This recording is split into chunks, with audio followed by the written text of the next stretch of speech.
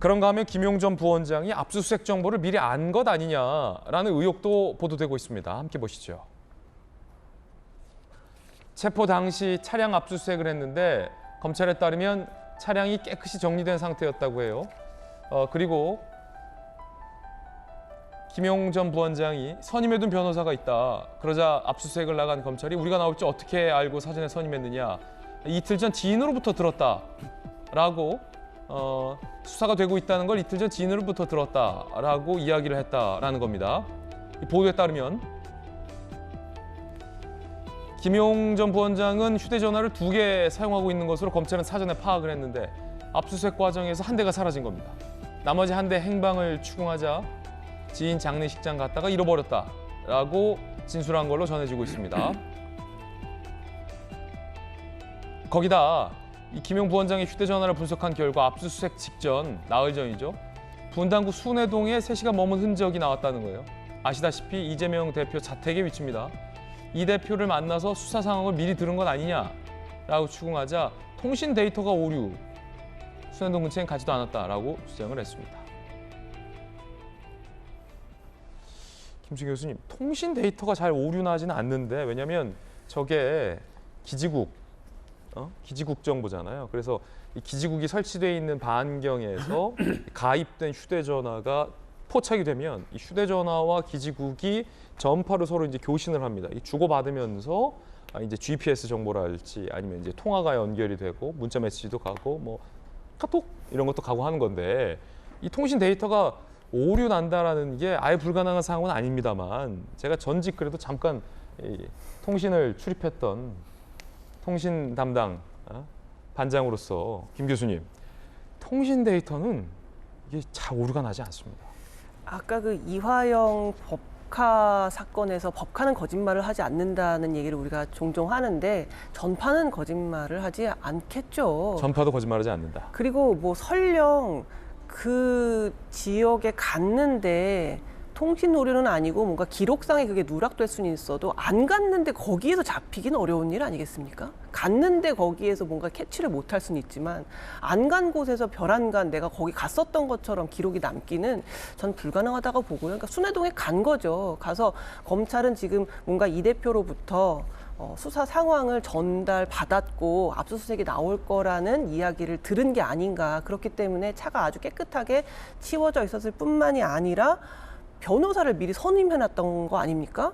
어떻게 수사가 진행되는 상황을 모르는데 나한테 조사가 들어올지 안 들어올지도 알 수 없는 상황에서 이미 변호사가 선임돼 있었다라는 거는 여러 가지 정황으로 볼 때 뭔가 냄새를 맡았고 검찰이 곧 오겠구나라는 정보를 흘려 들은 게 상식적으로 더 이해가 되는 상황이라고 볼 수 있고요. 기억하시겠지만 예전에 유동규 씨 맨 처음에 잡힐 때 우리가 검사랑 다 얘기해놨으니까 뭐 쓰레기라도 먹고 입원해 있어. 그럼 우리가 안 잡혀가기로 다 얘기되어 놨어. 이제 그런 얘기들이 나왔었잖아요.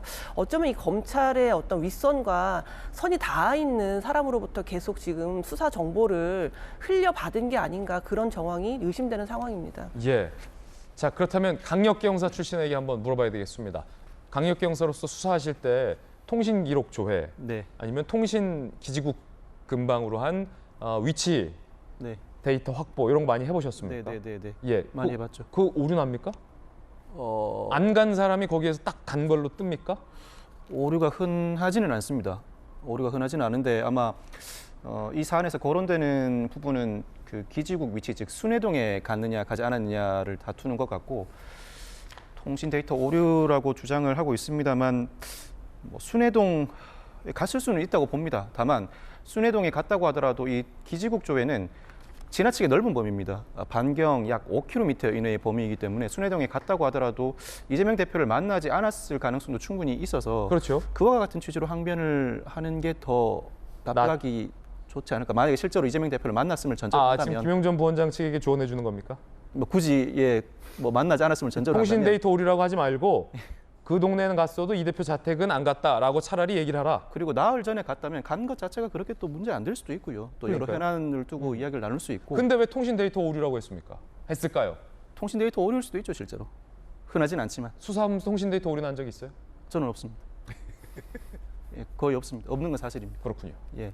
그리고 압수수색과 관련해서는 그 압수수색 전에 변호인을 선임해 뒀다는 것 자체가 상당히 의심을 받고 있는데 압수수색 전에 변호인을 선임하는 경우도 더러 있습니다. 그 이유가 관련자들 특히 실무진에 대한 수사가 먼저 이어지다 보면 당사자가 나에 대해서 수사가 이어지겠구나라는 판단을 먼저 하는 경우도 있고 이 당사자가 피의자 신분이 아닌 참고인 신분으로서 조사를 먼저 받다 보면 조만간에 피의자 신분으로 전환되겠다라는 생각에 변호인 선임을 해두는 경우가 있습니다. 그래서 압수수색 영장이 집행될 때 변호인이 실제 입회해서 압수수색 현장에서 참관하기도 하죠. 그렇지만 당시 검찰의 반응을 보면 우리가 나올지 어떻게 알고 사전에 선임했는가라고 질문을 했다는 겁니다. 이건 그와 같은 일련의 절차를 밟지 않았고 누군가로부터 얘기를 듣지 않았으면 압수수색이 진행될 것이라는 걸 알기 어렵다는 취지로 읽힙니다.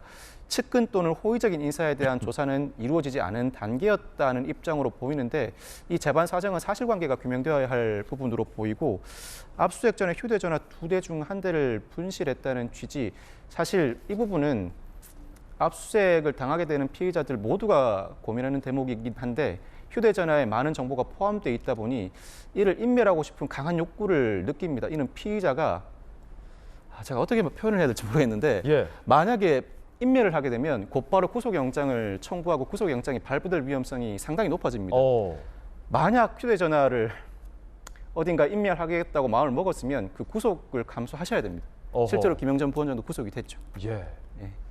그러니까 예전에 뭐 이재명 대표가 그랬다면서요. 휴대전화 절대 뺏기지 마라. 제 말의 취지는 인멸하라는 취지가 절대 아니고 예. 그 가능성을 염두에 두고 판단을 하셔야 된다. 인멸을 하면 구속 가능성이 구속된다. 바로 수사기관 구속영장 청구를 하려고 합니다. 그렇군요. 예. 왜요, 박용진 의원님? 뭐 인멸하셨습니까? 궁금해서요. 예, 질문하세요. 아니 변호사님,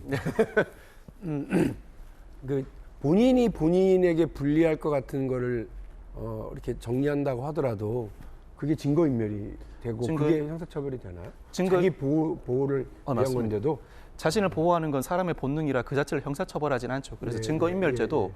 스스로 자신의 증거를 인멸할 경우에는 성립하지 않는다는 판례가 성립되어 있습니다. 그렇지만 죄는 성립하지 않아도 구속 사유로서 증거인멸의 우려는 충분히 판단됩니다. 무슨 말인지 알겠습니다. 네. 저는 그런 얘기를 어디선가 신문에서 봐서 본인에게는 죄가 되지 않지만 해당되지 않는다고 하는데 지금 구속은 각오하라 이러시니까 네, 네. 이게 무슨 말씀인가 해서 박 의원님 휴대전화 어디 있어요? 여기 있습니다. 전에 쓰던 거 아닌 것 같은데요? 왜 이러십니까? 이재명 대표가 내년 총선에서 네. 공천권 행사한다고 보세요? 지금으로서는 이재명 대표가 당대표니까 공천권을 행사하겠죠. 네, 동의하십니까? 동의를 하냐고요? 예. 아니 지금으로서는 그럴 수 있다고요. 동의는 안 네. 하시고요. 동의 여부와는 무관한 무관하게? 일이죠. 네. 예. 당대표의 직을 계속 유지할 경우라면 당연히 공천권에 대해서 어떤 방식으로든 행사를 하겠죠. 네, 여기까지 듣겠습니다.